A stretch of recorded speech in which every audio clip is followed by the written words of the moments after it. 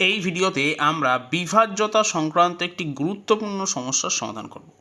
এখানে প্রশ্নটি হলো, এই যে @ সাইন আছে, এই স্থানে কোন অঙ্ক বসালে 3522232 সাইন সংখ্যাটি 8 দ্বারা বিভাজ্য হবে। এখন আমরা জানি যে 8 দ্বারা বিভাজ্যতার নিয়ম হলো, কোনো একটি সংখ্যা তখনই 8 দিয়ে বিভাজ্য হবে যদি তার শেষ 3টে অঙ্ক 8 দিয়ে বিভাজ্য হয়।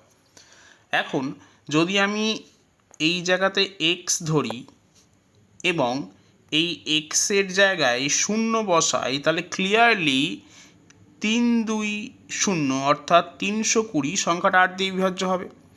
আবার যদি আমরা 328 বসাই, তবেও সংখ্যাটা 8 দ্বারা বিভাজ্য হবে। অন্য কোনো সংখ্যার ক্ষেত্রে 32 সেই সংখ্যাটা 0 এবং 8 ছাড়া অন্য যে কোনো সংখ্যা যদি আমি বসাই x/@ সাইনে, তাহলে সেই সংখ্যাটা 8 দ্বারা বিভাজ্য হবে না। তাহলে এক্ষেত্রে আমার অপশন ডি হবে সঠিক উত্তর।